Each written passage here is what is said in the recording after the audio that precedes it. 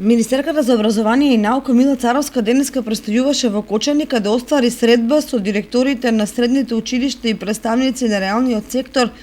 од општините Кочани и Виница, на која разговараа за отворање на нови образовни профили за наредната учебна година. Под мотото "Учи паметно, работи стручно" во мултикултурниот центар во Кочани се отвори дебата со представници од приватни компании, на кој се истакна значењето на стручното образование и соработката со компаниите. Целта на овие дискусии да дојдеме до заклучоци што ќе се отвори како профил во 2021-2022 и дали е можеби потребно да се верификуваат нови профили кои што во училиштата моментално не се верификувани, а се потреба на реалниот сектор. Она кој што може да го истакнеме дека како Министерство навистина ја поздравуваме отвореноста на компаниите и на училиштата да соработуваат и тоа се виде од сите оние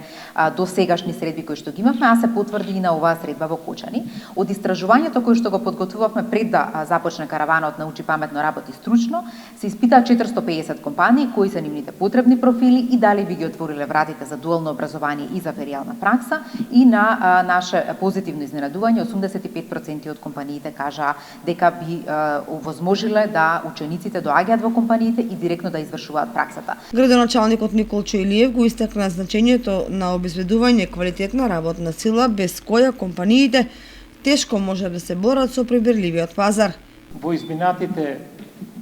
10 години, можеби и 20,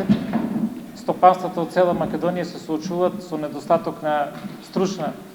квалификувана работна сила, која ќе помогне на компаниите да се борат со конкуренцијата од развиените земји.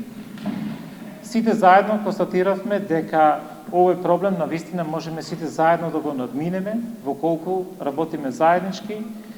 и заедно се потрудиме секој во својот дел да даде допринос во развојот на образованието, односно производство на кадри кои ќе бидат потребни на стопанството во целата наша држава. Сепак ние денеска зборувавме за потребите на стопанството на општина Кочани и општина Виница. И во Виница се очекува да има интерес за отворање на нови дуални паралелки, изјави градоначалникот Ивица Димитров. И представуваше задоволство што денес заедно со компаниите од бизнис секторот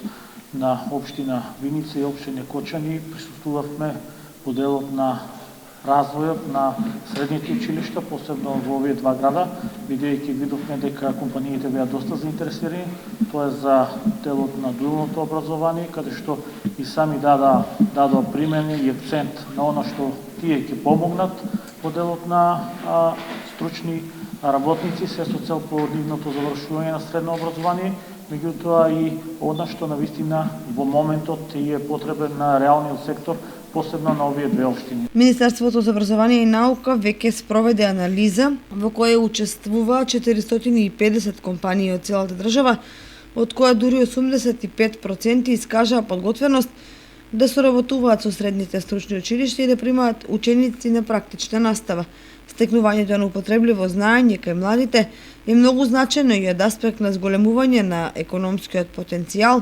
и затоа локалните самоуправи се посебно заинтересирани за прераснување на средните стручни училишта во силни генератори на потребни профили на кадри.